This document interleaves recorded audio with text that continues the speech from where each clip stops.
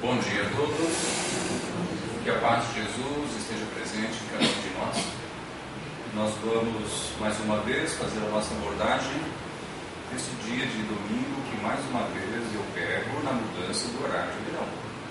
Já é a terceira vez, pelo menos. Eu estou achando que isso aí é uma coisa programada pelo brasileiro. Assim, né? Para mim, porque ninguém quer pegar a mudança do horário de verão, porque tem que levantar uma hora mais cedo. Como eu adoro levantar cedo, então eles programam para mim. A terceira vez, gente, o ano passado eu até brinquei, falei, olha, de novo eu no horário de verão, e hoje esse ano de novo horário de verão. Eu sei que é coincidência, eu estou achando muito curioso.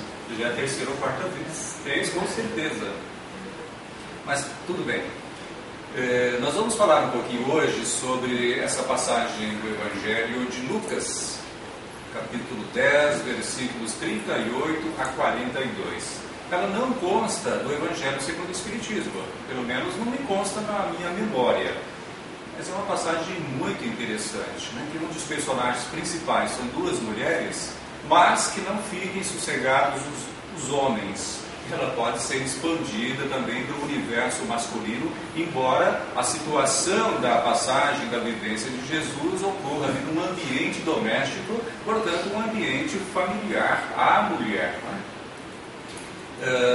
Então nós vamos rever essa passagem, antes de tudo. Você se lembra dessa passagem, onde se menciona isso? Maria escolheu a boa parte, e ela não lhe será tirada. Então nós vemos que Jesus estava com seus discípulos a caminho de Betânia, e chegou em Betânia. Betânia era a localidade onde ocorreu essa situação, uma vila pequena, né, uma vilinha, a 3 quilômetros de Jerusalém. E certa mulher chamada Marta hospedou Jesus na sua casa. E ela tinha uma irmã chamada Maria. E esta Maria quedava-se assentada aos pés de Jesus ao ouvir-lhe os ensinamentos. Marta agitava-se de um lado para o outro, ocupada em muitos serviços. Então se aproximou de Jesus e disse: Senhor, não te importas de que minha irmã tenha deixado que eu fique sozinha a servi-lo? Ordena-lhe, pois, que venha me ajudar. Aí Jesus respondeu para ela: Marta, Marta, andas inquieta e te preocupas com muitas coisas. Entretanto, pouco é necessário, ou mesmo uma só coisa. Maria, pois, escolheu a boa parte, e esta não lhe será tirada. Passagem anotada pelo apóstolo Lucas. E nós sabemos que Lucas não conviveu com Jesus, ele veio depois. Então, provavelmente, essa passagem ele ouviu de algum dos apóstolos, ou talvez de Maria, mãe de Jesus, porque ele conversou muito com Maria, nós sabemos disso, e talvez através de Maria, ficou sabendo de outro, provavelmente, que Maria talvez não estivesse presente aí, então ele anotou. Imagina, se ele não tivesse anotado isso aqui, não tivesse havido o apóstolo Lucas, talvez muitas passagens da vida de Jesus tivessem sido perdidas, porque elas não foram anotadas por outros apóstolos. Essa foi anotada apenas por Lucas. Então eu imagino que muita coisa sobre Jesus foi perdida, né, que não foi anotada por nenhum apóstolo, né, porque em 3 anos ali de atividade pública, imagina quantas experiências eles viveram, quantas palavras, quantos ensinamentos ele proferiu. Então a gente talvez tenha apenas uma parte, né, do todo, né, de tantas vivências que ele teve e que poderiam deixar ainda muito mais luz para nós. Bom, vocês viram aí a passagem, a projetada. Qual seria, o que estaria em questão aí?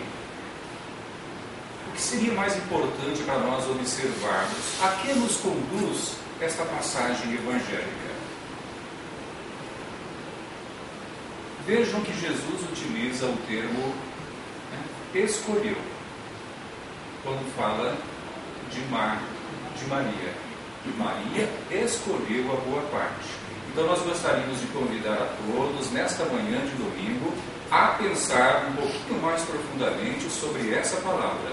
Escolher, escolhas. Tá? Esse verbo é importante para nós e a nossa exposição de hoje vai girar basicamente em torno disso.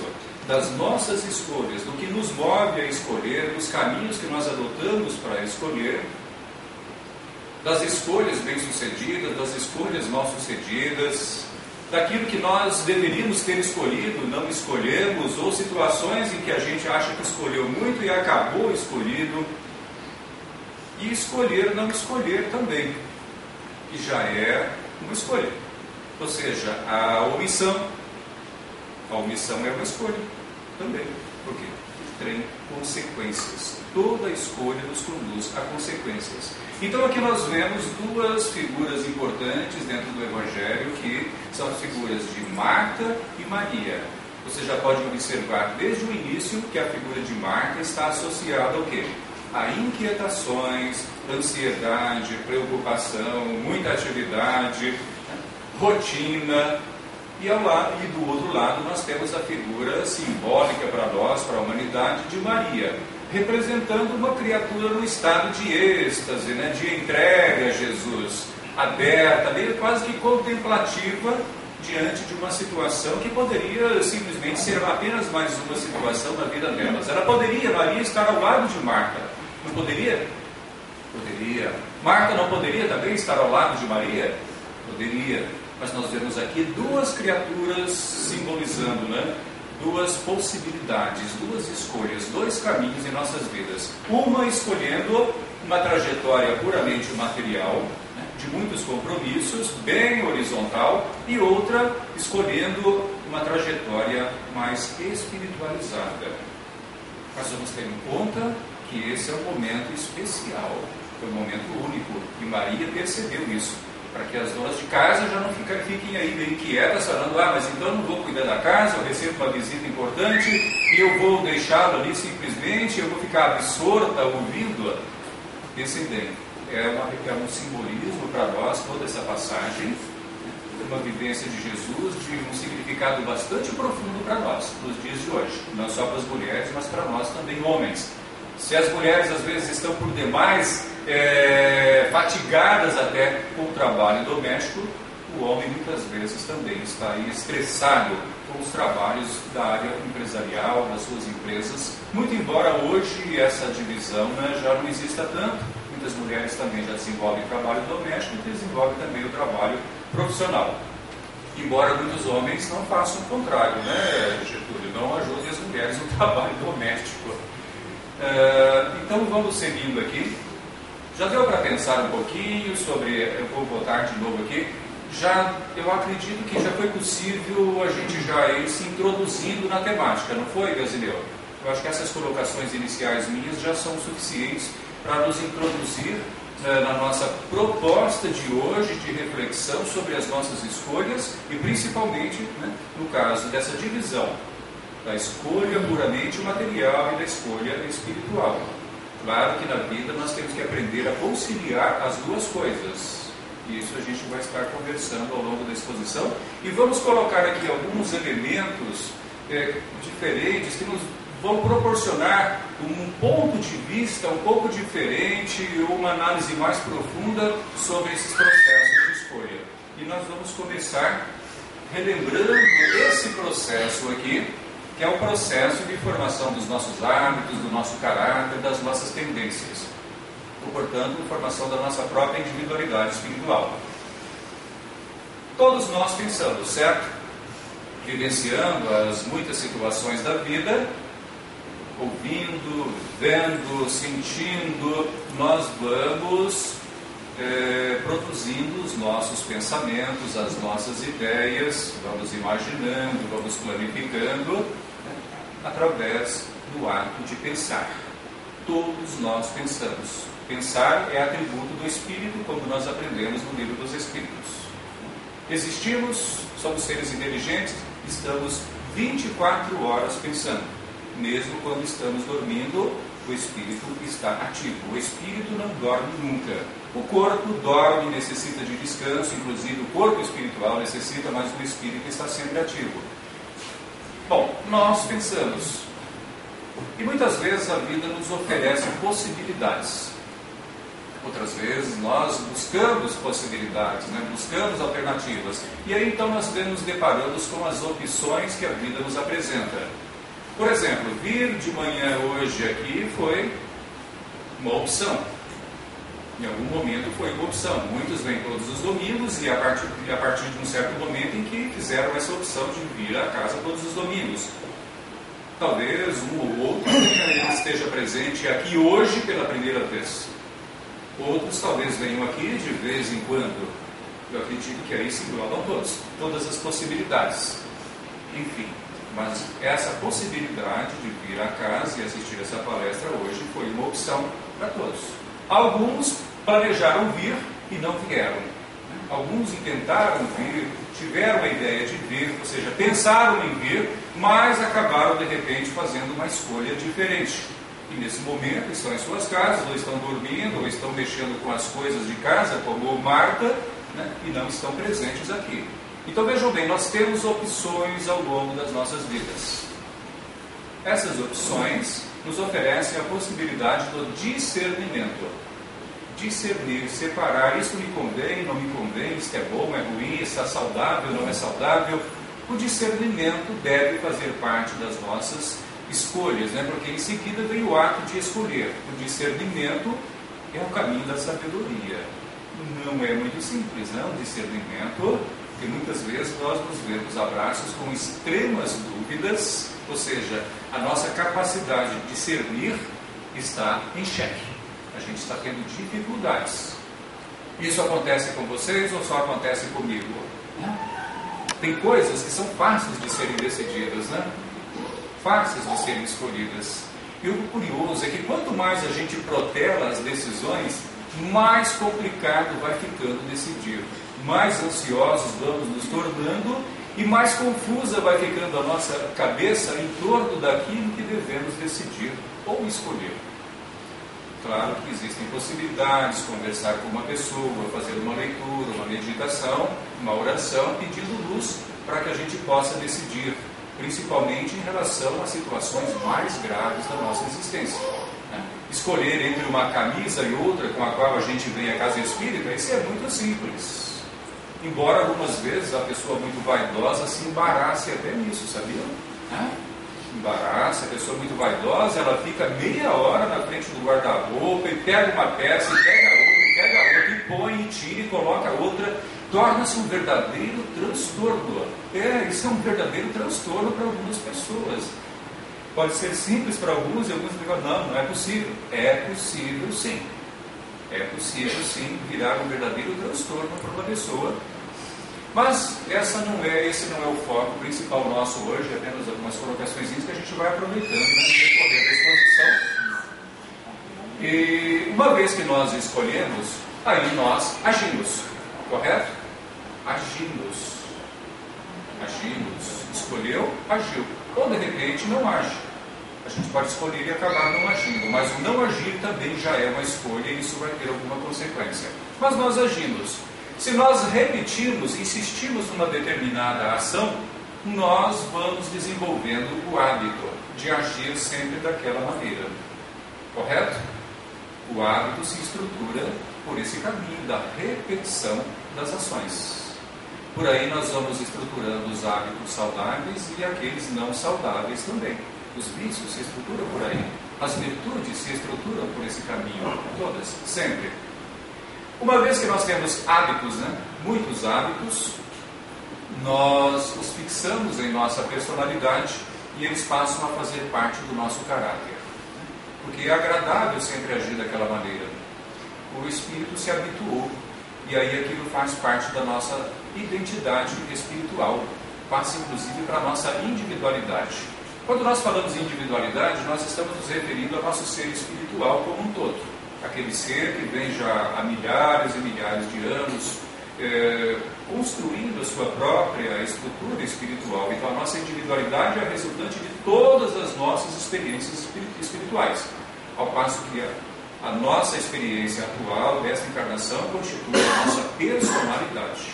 E a personalidade vai sofrendo mudanças ao longo das reencarnações. Em função das escolhas, da evolução que nós operamos também no mundo espiritual, entre as encarnações, em função do meio ambiente no qual nós encarnamos, da família, das pessoas que vão fazer parte do nosso contexto reencarnatório, das nossas escolhas no mundo espiritual, do nosso preparo no mundo espiritual, tudo isso, segundo a espiritualidade, influi de uma forma às vezes muito importante, de tal forma que a gente se apresenta às vezes numa outra encarnação com uma aparência, digamos assim, de personalidade bastante diferente, em função do aproveitamento que a gente vai tendo ao longo do tempo. Essa individualidade, fazendo parte da nossa estrutura espiritual, vai se manifestar depois no nosso corpo espiritual, porque se nós tivermos muitos corpos até aqui, o corpo espiritual é um só. Ele é um só.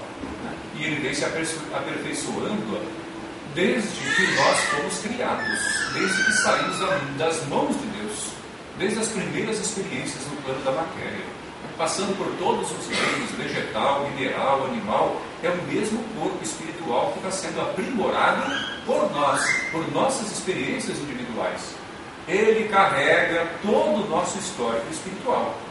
Por isso que hoje o nosso corpo físico reflete a nossa condição espiritual. Saudável, não saudável, forte, não forte, cada um tem sua aparência, bem diferente, e não é só uma herança genética que aqui determina a nossa constituição fisiológica atual. Também a nossa condição espiritual aparece aí de maneira muito marcante. Uma vez que aparece no corpo e depois com a reencarnação, nós vamos ter as nossas tendências. Tendências. O que são as nossas tendências? Olha, provavelmente as nossas tendências são o caminho mais curto para nós nos conhecermos. As nossas tendências falam de nós. As nossas tendências são, de certa forma, a expressão mais pura da nossa condição espiritual. Tendência não quer dizer que é uma coisa que vai ser, mas é uma tendência. Eu posso ter tendências boas e tendências más, tendências viciosas, eu posso já reencarnar com uma tendência para o alcoolismo. Muitos já têm, até geneticamente, e se tem geneticamente é porque tem espiritualmente, porque foi o corpo espiritual da criatura que imprimiu, e talvez até aproveitando por necessidade dela e por afinidade, ela herdou também geneticamente, de pai ou de mãe, de repente, uma condição genética já propícia ao alcoolismo. Então as coisas se casam, a condição dela individual com a condição familiar. Então aí já vem uma herança genética e uma herança espiritual que se casam, e aí a criatura reencarna com uma tendência ao alcoolismo ou para outras viciações, outros comportamentos. Então as tendências falam de nós. Eu quero me conhecer? Analiso minhas tendências, meus gostos, minhas ideias, minhas vocações, até aquelas coisas que eu não falo para ninguém, aquilo fala de mim. Aqueles pensamentozinhos bobos que às vezes aparecem, de vez em quando aparecem na minha cabeça, meu Deus, por que eu penso nisso? Não vamos imaginar que é só coisa que venha de fora, de uma entidade espiritual que está nos inspirando, nos influenciando, ou nos sugestionando, que é o que a espiritualidade pode fazer, é nos sugestionar através do pensamento. Não determinar, mas sugestionar. Mas ela sugestiona sempre em conformidade com a nossa estrutura espiritual. Ela encontra eco em nós ou não encontra. Porque o processo de comunicação e de influenciação espiritual é sempre pela sintonia, obrigatoriamente pela sintonia. E sintonia significa semelhanças de ideias, semelhanças de desejos, principalmente de desejos. Aí então é que a mente espiritual com a mente encarnada se casam para poderem trabalhar em conjunto. Embora a gente, na condição de encarnados, muitas vezes não estamos percebendo que aquele pensamento, aquela ideia, não é só nossa. Mas nós temos a responsabilidade sempre. Uma vez que nós fechamos aqui nas tendências, que já determinam as nossas escolhas, porque as nossas tendências, elas vão determinar as nossas escolhas dentro da encarnação, em todos os sentidos. E depois, chegando a elas, nós temos toda a repetição desse processo. Por quê? Se temos a tendência, elas vão já nos conduzir a uma maneira de pensar. Essa maneira de pensar vai nos levar a novas opções, ao discernimento, à escolha, ao agir. E esse processo é infinito. É um processo infinito. Até o dia em que a gente vai quebrar isso aí dentro do processo evolutivo, quando o nosso conhecimento for muito profundo, for intuitivo, a gente não fica simplesmente presos às condições do passado, a um histórico espiritual. nós vamos imprimindo pela nossa razão, pela nossa intuição, pela nossa experiência, um controle maior desse processo todo. E saímos daquele padrão repetitivo que hoje ainda tende a ser uma característica muito marcante de todos nós. Bom, dá para perceber a importância desse processo nas escolhas? Nós estamos falando de escolher. Esse é o tema. Nós estamos trabalhando em torno disso, as nossas escolhas. À medida que nós vamos escolhendo, vamos vivenciando, nós temos aí as nossas vidas. As nossas vidas se realizando. E para efeito didático, de estudo apenas, nós temos aqui essa divisão de passado, presente e futuro, que nós colocamos hoje com o objetivo de nos ajudar a entender esse processo das escolhas, e nós vamos trazer aqui as figuras de Marta e Maria, vamos juntar com tudo isso, para ver como é que elas se encaixam aí. O passado representa o que em nossas vidas? Numa palavra, o aprendizado. Aprendizado. Tudo que nós vivenciamos desde que saímos das mãos do Criador, não é desta vida só, desde que saímos das mãos do Pai, tudo pode ser representado por nós na palavra aprendizado. Pelo menos essa é a minha interpretação, tá? Aprendizado. Nós trazemos o resultado de tudo, o aprendizado como fruto daquilo que nós vivenciamos. Aí nós temos os costumes, temos as nossas tradições, temos a nossa cultura, porque à medida que nós desenvolvemos os nossos hábitos, esses hábitos, quando se tornam coletivos e são passados de uma geração para outra, nós temos o surgimento das tradições. E essas tradições, essa cultura tem um poder muito grande sobre nós, mas imenso sobre nós. Nós não conseguimos fugir disso. Nós somos frutos, sim, também desse meio. Nós trazemos o nosso histórico espiritual, mas a gente também é resultado desse meio, dessas tradições e dessa cultura que nós aprendemos, desde que viemos ao mundo na encarnação, em cada encarnação. No tempo presente, nós temos o tempo da concretização. É o tempo da ação e da concretização. O tempo presente é o tempo único que nós temos. Não existe passado, não existe futuro, principalmente no plano do espírito, no plano da mente. Não existe passado nem futuro. O que existe é sempre presente. Algo que é do passado, que aconteceu, mas que eu trago à minha mente e recordo, e aquilo me traz alegria, ou traz tristeza, não é passado, é presente. Está presente na minha vida, está presente em mim, hoje. Pode ser algo bom, pode ser algo ruim, eu posso tirar um bom proveito de tudo isso ou não, preciso eliminar isso, eu preciso aprender a abandonar minhas mágoas, meus ressentimentos. Por quê? Aconteceu há 20, 30 anos, mas está presente na minha mente ainda hoje? É presente. É presente. É presente. Eu imagino alguma coisa para o futuro, eu idealizo, vejo lá a coluna do futuro. Estou idealizando, planificando, buscando uma renovação da minha vida. É presente, é presente. Estou trabalhando já com essa informação. Ela já é presente também. Mas o futuro nos dá apenas uma direção. Você fala, como assim direção? Sim, não é uma garantia de que aquilo que eu estou pensando hoje, planejando, vai me dar certeza de que eu vou alcançar. E eu posso até mudar meu trajeto, posso abandonar alguns objetivos, adotar outros. Então, mas eu tenho uma direção, e isso é importante. É muito importante a gente planificar e realizar, porque a gente caminha para alguma coisa. Tem direção, tem motivação, tem esperança. Quando nós não nos ligamos à questão do futuro, não consigo pensar no futuro. A pessoa depressiva, ela não tende a pensar no futuro, ela tem dificuldade de pensar no futuro. Eu atendi no CVV, onde eu fiz um trabalho voluntário por 5 anos e meio. Atendi uma moça, e uma senhora, uma senhora ainda jovem, ela tinha um problema seríssimo de depressão. E eu me recordo, ela era uma pessoa muito inteligente, demonstrava muito inteligente, muito conhecimento, era professora, tinha uma memória impressionante, contava em detalhes o passado dela, a vida dela.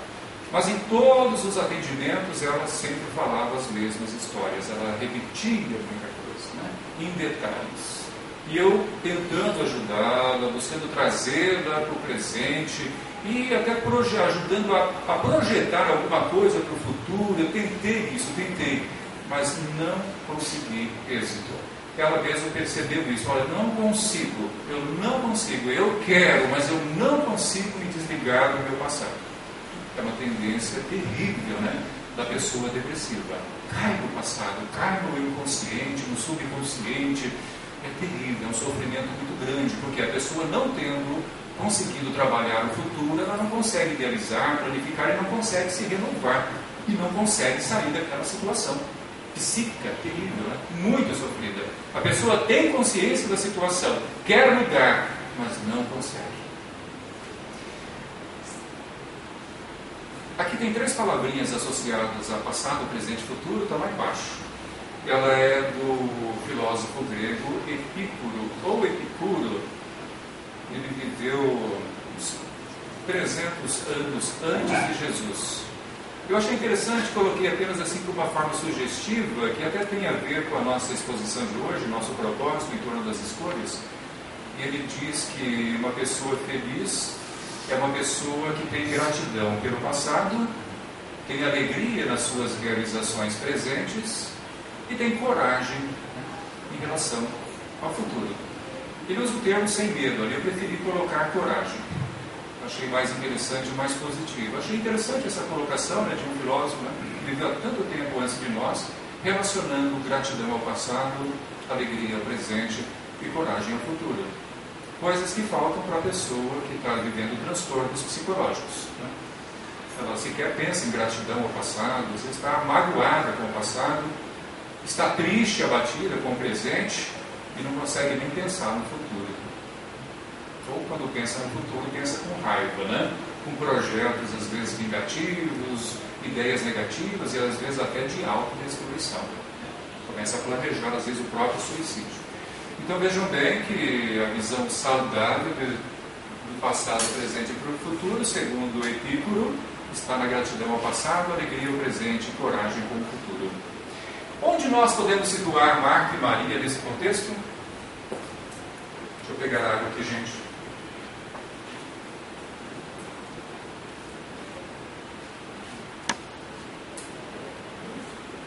Onde nós podemos situar Marta e Maria dentro desse contexto de passado, presente e futuro?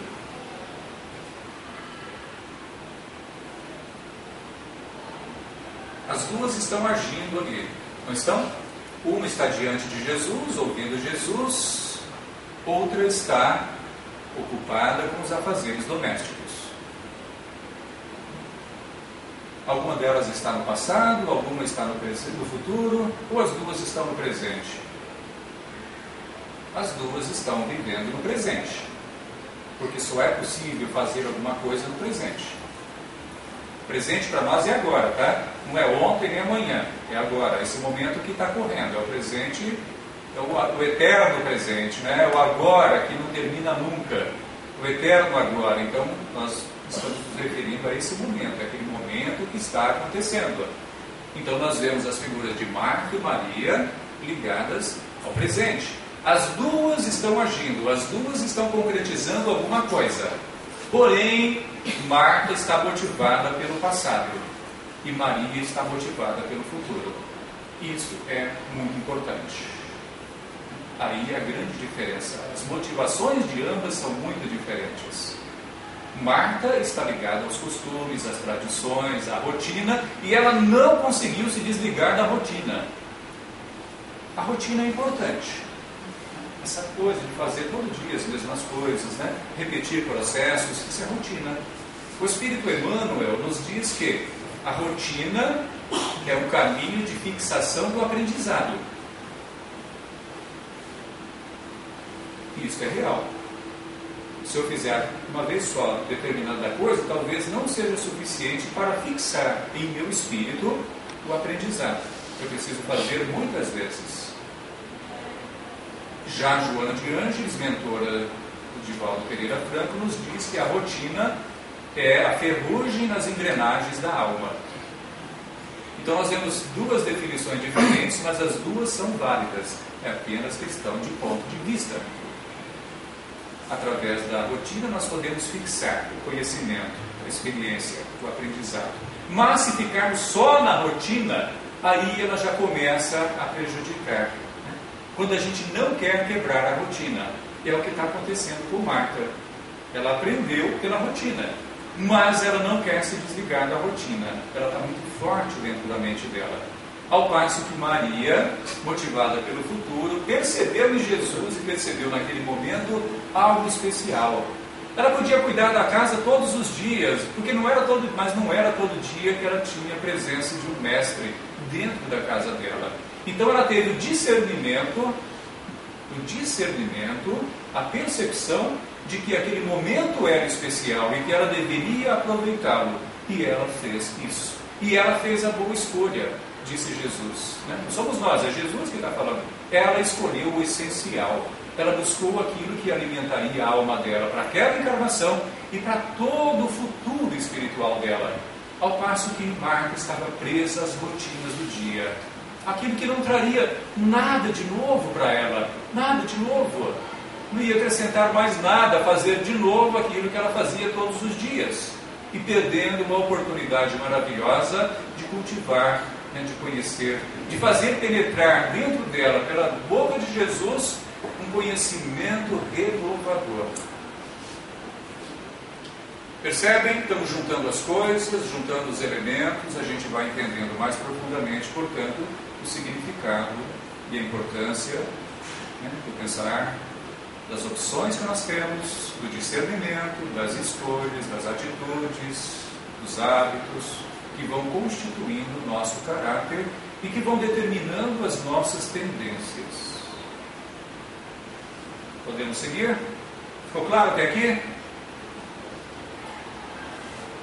Olha que bacana isso aqui. Eu não sei porque eu estou de óculos, eu consigo estar sem óculos aqui no computador. Aqui está bem grandinho, né? Vou tirar o óculos, né? Você sabe, eu fico até melhor sem óculos. Está gravando aí, então vamos fazer sem óculos agora, se precisar colocar de novo. É só para leitura. Nós temos aqui a opção do eu posso, eu devo, eu quero, diante das diversas situações que a vida nos apresenta. Alguém já conhecia esse esquema aqui? Alguém da área psicológica, principalmente? Todos nós temos oportunidades que surgem em nossas vidas. Não temos? Temos oportunidades. Mas não aparece mais nada para mim. Aparece. Aparece sim, fica atento que tem possibilidades sim. Às vezes não tem aquilo que você está procurando. Às vezes está fechado no ponto de vista, então acho que não tem mais nada. Mas existem sim possibilidades sim. O campo profissional, o campo do estudo, do conhecimento, o campo do lazer, tem muitas possibilidades. E diante dessas oportunidades que a vida nos apresenta, ou nos trazem, eu posso me colocar na condição do eu posso. Eu posso aproveitar essa oportunidade de fazer isso, aprender aquilo, e isso me será bom. Concordam? Que nós podemos escolher? Então, eu posso escolher fazer isso. Essa é uma possibilidade. Agora tem o eu devo, que é eu preciso fazer isso, eu preciso fazer aquilo. Isso está ligado às nossas obrigações, aos nossos deveres, e todos nós os temos também. Todos nós os temos, dentro de casa, no trabalho, enfim. Assumimos compromissos, temos deveres. Quantos estão aqui hoje a trabalho? Eu também me sinto como um trabalhador aqui hoje. É um dever, assumir o compromisso, então é um dever, estou cumprindo com o dever. A oportunidade surgiu, porque me trouxeram a oportunidade. Assumi, passou a ser um dever e eu vou cumprir com o meu dever. É uma obrigação. Mas nós temos a possibilidade também do eu quero, que é o que faz a grande diferença. Eu quero é uma escolha. Eu quero fazer isso. Eu quero aquilo. Então eu vou atrás. Eu me mobilizo. No eu quero está presente a ação da vontade, da determinação pessoal. A gente não fica aguardando nos pedirem, nos convidarem, surgir a oportunidade, cair do céu. Às vezes ela não cai, a gente precisa buscar, buscar e achareis. É o que Jesus nos ensinou, batei a porta, ela se abrirá, mas pelo amor de Deus, bata a porta, né? Simbolicamente, procura, vai atrás. Então isso é eu quero, é o poder da escolha. É isso que faz a grande diferença na vida das criaturas. O grande poder está no eu quero, e não no eu devo, e nem mesmo no eu posso, embora os dois também tenham a sua importância. E dentro disso, como é que nós colocaríamos Marta e Maria aqui? Maria fez a escolha, não é? Maria fez a escolha. Marta ficou no quê? No eu devo, nas obrigações. Mais confortável, é o hábito, é a rotina. Não exige o esforço. Não exige, mas também não possibilita a renovação. Não possibilita crescimento. Não há mais nada a aprender com aquilo. Marta, por isso, Jesus disse para Marta: andas muito inquieta e te preocupa com muitas coisas, entretanto pouco é necessário para ser feliz, ou mesmo uma só coisa. Maria, pois, escolheu a boa parte, e esta não lhe será tirada. Ou seja, um conhecimento, é uma informação, é uma vivência que ficou para sempre para Maria. Onde será que estão Marta e Maria hoje? Como é que estão esses dois espíritos? Que experiências vivem? Interessante, não é? A gente pensar nisso. As escolhas de ambas naquele momento fizeram grande diferença. Para ambas, né?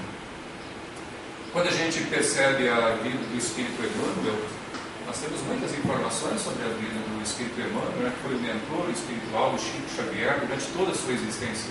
E ele revela um pouquinho do seu passado, no livro Há 2000 anos, no livro 50 anos depois, principalmente nesses dois, né? Onde fala sobre duas encarnações, sobre suas escolhas. Eu me recordo que uma vez, em um livro de citações diversas, ele fala que ele ficou cansado de tantas encarnações, tantos propósitos e tantas quedas, vamos dizer assim, até que ele escolheu, né, a encarnação de Manuel de Nóbrega, que fez uma grande diferença na sua vida de individualidade espiritual, onde houve um grande preparo, uma grande entrega, e aquilo realmente operou uma grande transformação e deu, digamos assim, quase que um salto evolutivo para ele, onde a criatura pôde se libertar de muitas viciações, de muitas tendências infelizes, das quais até então ele vivia abraços, né, e que lhe traziam grandes